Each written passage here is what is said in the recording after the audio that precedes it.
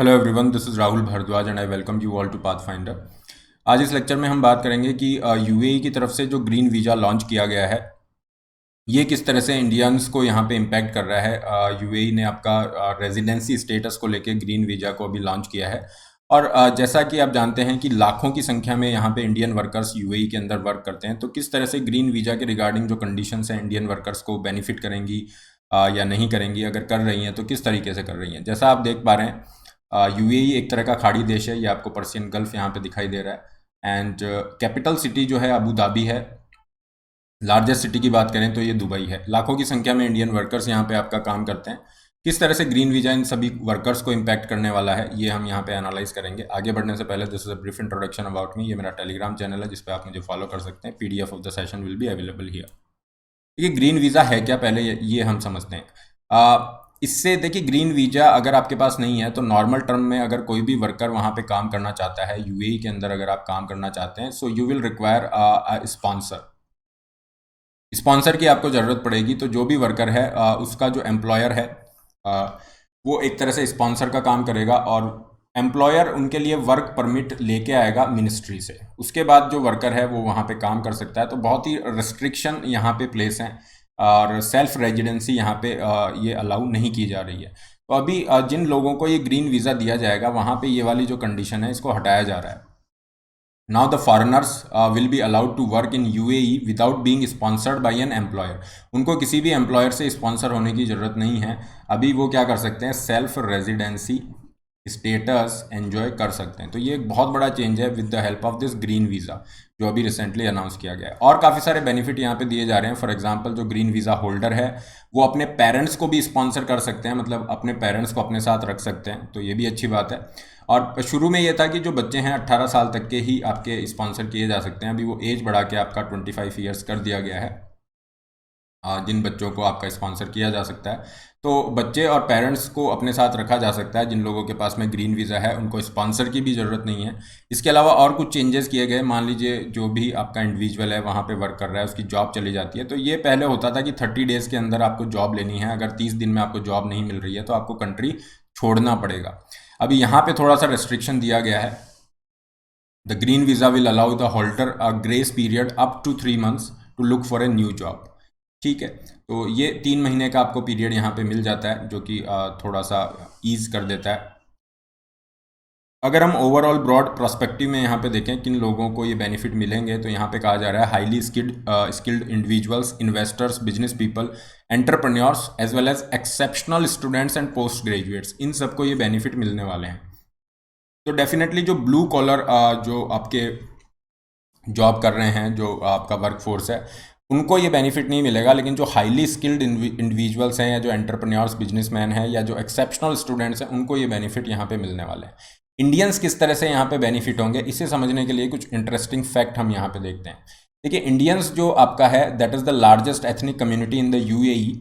अगर हम बात करें रफली 30% of the countries population, Indians की अगर आप बात करोगे 34 आपका लैख, लगभग 34 लाख इंडियंस है। ये जो डेटा है आपका 2019 का ये डेटा यहाँ पे शो कर रहा है। 34 लाख इंडिविजुअल्स आपका यूएई में रह रहे हैं। That is almost 30% of the UAE's population. इतने सारे इंडियंस वहाँ पे रह रहे हैं। अगर हम ओवरऑल यूएई की पॉपुलेशन की बात करें तो 80 से 90% वहाँ पे फॉरेन नेशनल्स ही रहते हैं।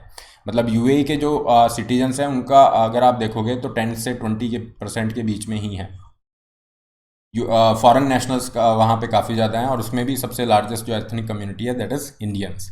इंडियंस में भी अगर हम बात करें तो साउथ इंडिया के जो स्टेट हैं वहाँ से काफ़ी ज़्यादा वर्कफोर्स यहाँ पे है। स्पेशली केरला जो है that is the most represented state here, followed by the Tamil Nadu, Andhra Pradesh.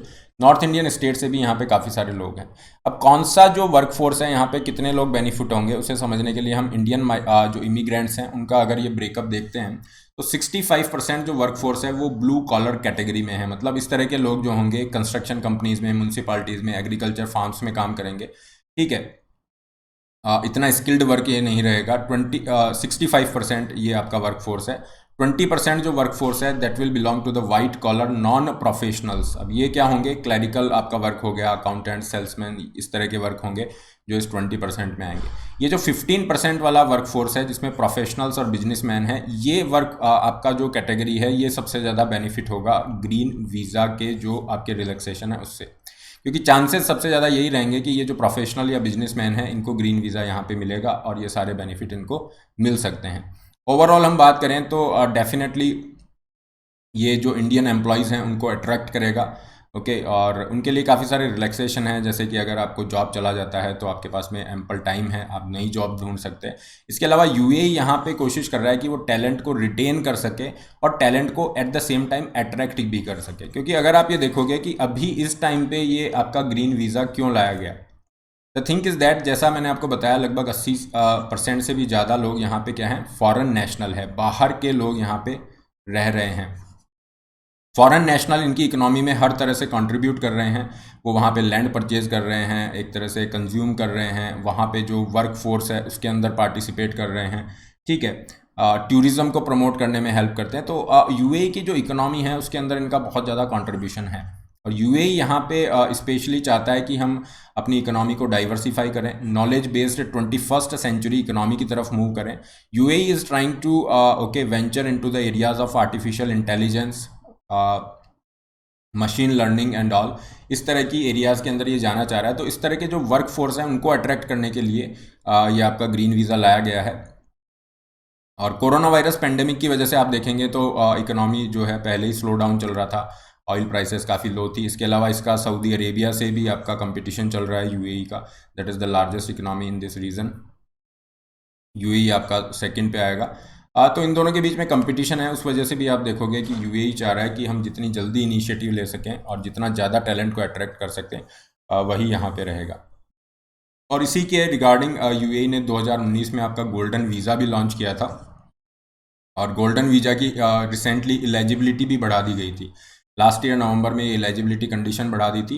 Golden visa में क्या होगा, आपको 10 साल के लिए ये रेजिडेंसी स्टेटस दिया जा रहा है, और ये किनको दिया जाएगा, जो डॉक्टरेट डिग्रीज़ हैं जिनके पास में, जो मेडिकल डॉक्टर्स हैं, computer, electronics, programming, electrical, biotechnology, engineers, मतलब इस तरह के जो हाईली स्किल्ड प्रोफेशनल्स हैं उनको ये आपका गोल्डन वीज़ा दिया जा रहा है। तो ये जो साइन हमें मिल रहा है गोल्डन वीज़ा से हो या ग्रीन वीज़ा से हो, ये यही शो कर रहा है कि यूएई जो है टैलेंट को अट्रैक्ट करना चाहता है, अपनी इकोनॉमी को डाइवर्सिफाई करना चाहता है, और जो ऑलरेडी टैलेंट है उससे रिटेन करना चाह रहा है। तो डेफिनेटली जो भी इनिशिएटिव है, इंडिया को तो डेफिनेटली यहाँ पे फ़ायदा होगा, क्योंकि इंडिया यहाँ पे लार्जेस्ट एथनिक कम्युनिटी है, और काफ़ी सारे इंडियंस यहाँ पे हाईली स्किल्ड जॉब्स में बिजनेसमैन के रूप में काम कर रहे हैं, तो उनको ये जो ग्रीन वीज़ा है उसकी फैसिलिटी का बेनिफिट मिलेगा।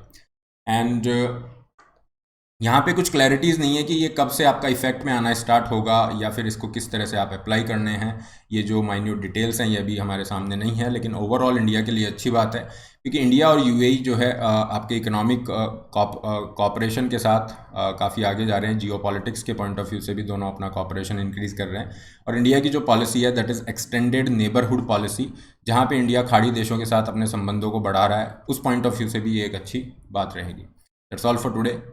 PDF of the lecture will be available here. इसके अलावा अनअकैडमी से आप जुड़ सकते हैं। यहाँ पे कॉम्बो सब्सक्रिप्शन में GS प्लस ऑप्शनल दोनों का सब्सक्रिप्शन प्राइस जो है आपका 1 ईयर का 55,000 है। ये प्राइसेस आपकी जल्दी ही हाइक होने वाली है। इस सब्सक्रिप्शन के साथ आपको काफ़ी सारे बेनिफिट यहाँ पे मिल जाते हैं। इसके अलावा 20 बुक्स आपको फ्री दी जा रही हैं। लोन फैसिलिटी का link is also there. Description box में आपका सब्सक्रिप्शन का लिंक है, उस पर आप क्लिक कर सकते हैं। अपनी नीड के अकॉर्डिंग प्लान चूज़ कीजिए and put the code RBLIVE to get 10% off. Similarly you can go with iconic with added benefits. ये आइकॉनिक का फी स्ट्रक्चर है, केवल ऑप्शनल के लिए जा रहे हैं तो ये केवल ऑप्शनल का फी स्ट्रक्चर है। इसके अलावा हर संडे आपका कॉम्बैट होता है, इसमें आप पार्टिसिपेट कर सकते हैं। फ्री टेस्ट सीरीज में भी पार्टिसिपेट कर सकते हैं। That's all for today. Don't forget to like, share and subscribe. All the best, have a great day.